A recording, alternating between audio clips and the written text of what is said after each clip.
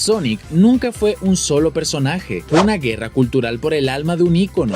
Y esa guerra es la cicatriz que define su identidad fracturada. Si alguna vez has jugado un juego de Sonic y has sentido disonancia, si te has preguntado por qué su personalidad salta de héroe shonen a rebelde sarcástico, o por qué cada juego se siente como un reinicio de quién es él, no estás loco, estás viendo un fantasma. O mejor dicho, a dos fantasmas que llevan 30 años luchando por poseer el mismo cuerpo azul. Para entender a Sonic, primero debemos aceptar una verdad incómoda.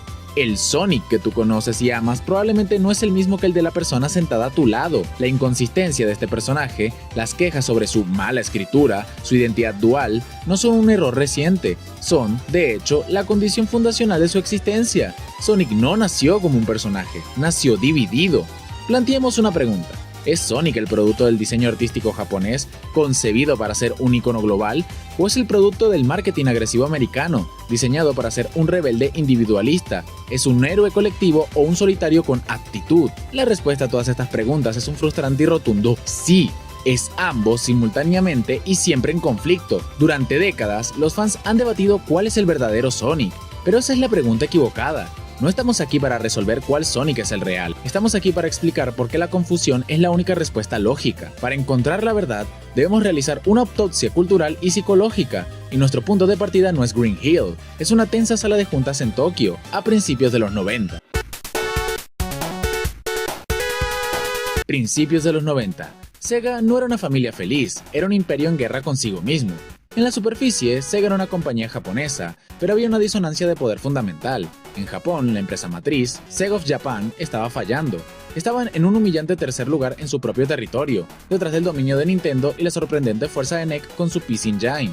Mientras tanto, al otro lado del Pacífico, Sega of America, bajo el liderazgo agresivo de Tom Kalinske, estaba ganando. La Sega Genesis, su versión de la Mega Drive, era un éxito rotundo. Estaban desafiando e incluso superando a Nintendo en el mercado más grande del mundo. Uno podría pensar que Sega of Japan, viendo los ingresos masivos generados por Sega of America, se inclinaría ante su conocimiento del mercado occidental. Sucedió exactamente lo contrario. La relación no era de rivalidad, era de abierto desprecio.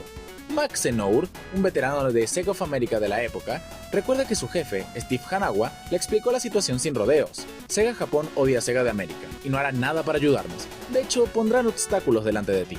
Sega of Japan no confiaba en Sega of America. Querían que la subsidiaria americana fuera simplemente una copia de carbón, que vendiera sus productos japoneses sin hacer preguntas. Pero Kalinske tenía una estrategia de marketing que dependía de ser diferente. Su objetivo era posicionar la Genesis como la consola cool para adolescentes y adultos, en contraste directo con la imagen más infantil de Nintendo. La legendaria campaña Genesis 2 was Nintendont no era solo un eslogan publicitario, era una declaración de independencia interna. Y en medio de esta guerra fría corporativa, Sega of Japan envió a Sega of America su nueva arma secreta, un personaje diseñado para competir con Mario. Lo llamaron Sonic the Hedgehog. El equipo de Kalinske, incluyendo a Mark Cerny, lo vio. ¿Su reacción? Que el personaje era insalvable. Aquí es donde la historia se fractura. Sega of America necesitaba que Sonic funcionara para validar su estrategia rebelde. Sega of Japan se negaba a escuchar las necesidades del mercado de Sega of America. Así que Sega of America hizo lo impensable. No se limitaron a vender a Sonic, decidieron rehacerlo. La americanización de Sonic no fue una simple localización, fue el primer disparo en una guerra civil corporativa. Fue un acto de rebelión de una subsidiaria contra su matriz. Para entender lo que América cambió, primero debemos entender forensemente lo que Japón creó. Y la creación original, concebida por el programador Yuji Naka y el diseñador Naoto Shima, era sorprendentemente suave. La psique de este Sonic original se puede resumir en una sola anécdota. Cuando Naoto Shima se unió a Sega, sus entrevistadores le preguntaron por sus ambiciones. Su respuesta no fue la de un competidor agresivo. Dijo, me uní a esta compañía porque quiero ser Santa Claus. Quería crear algo que, fundamentalmente, hiciera felices a los niños. Este espíritu de benevolencia está codificado en el ADN de Sonic. No fue creado en un vacío.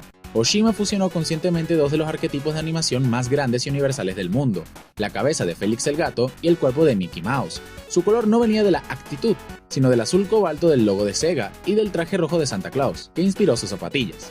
Sega of Japan no estaba tratando de hacer un personaje de anime, estaban intentando crear el próximo Mickey Mouse, un icono de animación universal, atemporal y en el fondo amable. Miren las portadas japonesas, este Sonic es la quintesencia de kakoi, que significa genial y estiloso, pero también innegablemente kawaii, que vendría siendo lindo. Su actitud es una sonrisa confiada, enérgica, no es una burla sarcástica, es la alegría del movimiento. Psicológicamente, este es un héroe arquetípico japonés. Su heroísmo no es individualista, como el del rebelde americano, es un heroísmo colectivo. Corre para salvar a sus amigos animales, protege la naturaleza de la industrialización de Robotnik. Su motivación, como la del Santa Claus de Oshima, es la benevolencia. Este Sonic es cool por lo que hace, ser increíblemente rápido, salvar el día, no por cómo posa o por el sarcasmo que utiliza, es un símbolo de energía positiva.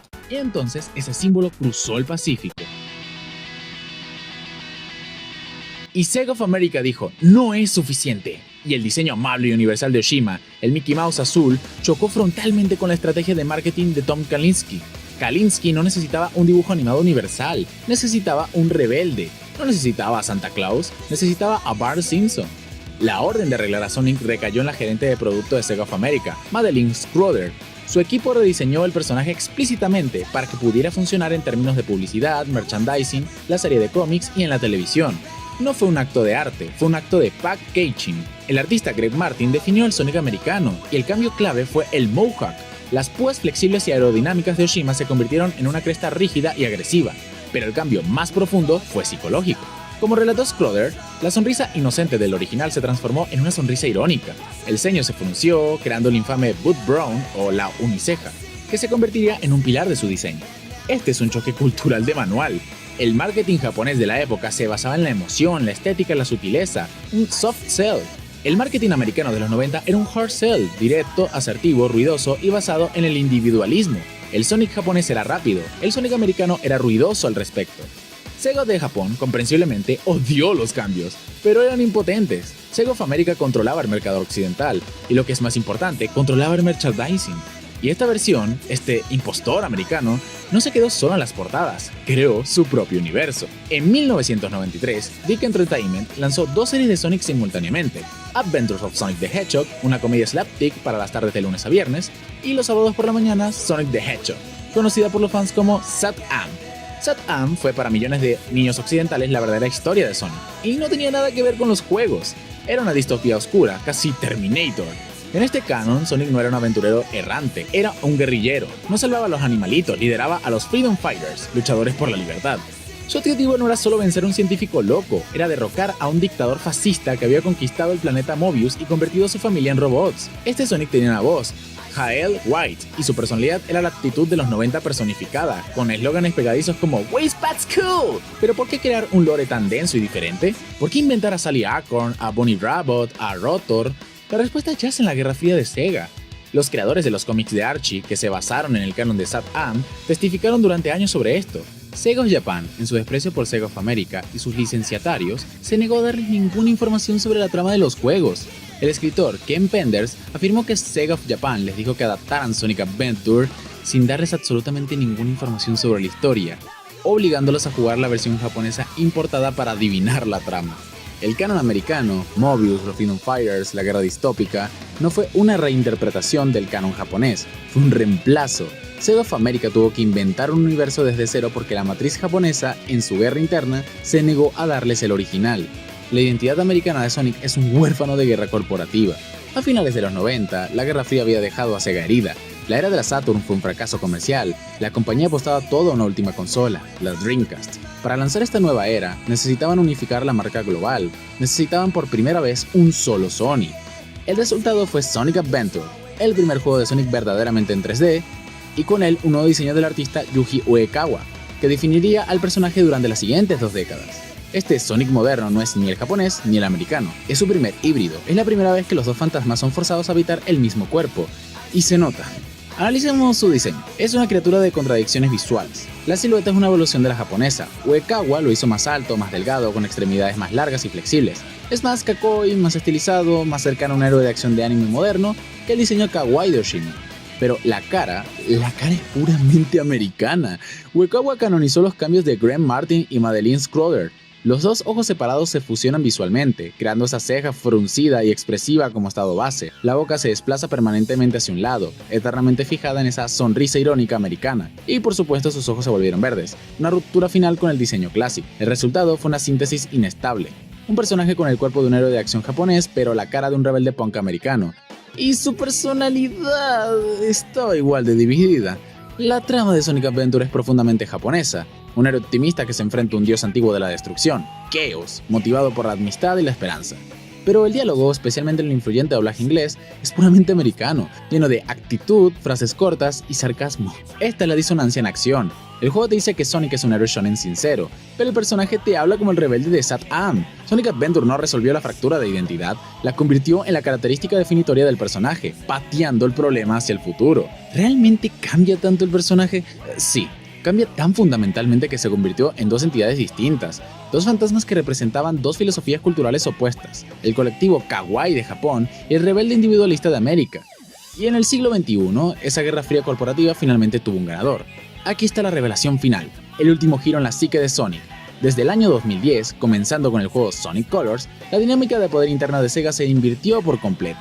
Los guiones de los juegos de Sonic, la personalidad central del personaje, sus chistes, su diálogo, su historia, se escriben primero en inglés en las oficinas de Sega of America. El japonés es ahora el doblaje. El fantasma de Tom Skalinski, de Greg Martin, de Jael White, ganó.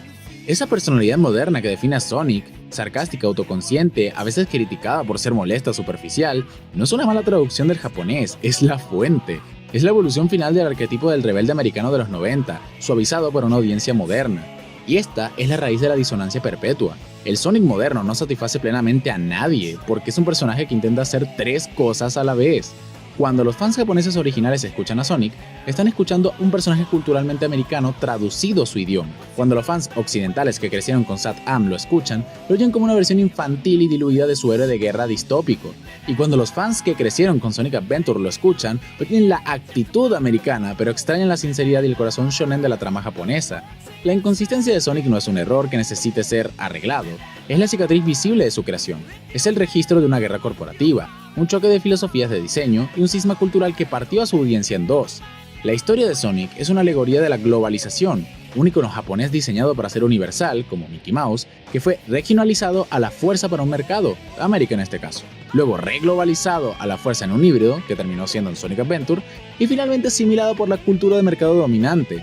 Sonic no tiene una identidad fracturada, él es una identidad fracturada, un icono que pertenece a todos y por tanto a nadie. Y quizás por eso, 3 décadas después, seguimos sin poder dejar de hablar de él. Pero esa es solo mi autopsia. En Psyche Pixeles la conversación real siempre sucede en los comentarios. Y la pregunta que tengo para ustedes es esta: ¿con qué Sonic creciste tú? ¿El héroe kawaii de Naotoshima, el rebelde Way Past Cool de Jael White y Sat-Am, o el híbrido de Sonic Adventure? Dime cuál de estos fantasmas es para ti el verdadero Sonic. No olvides suscribirte y activar la campanita, subo video todos los lunes. Soy Psyche Pixeles, nos vemos precisamente el próximo lunes.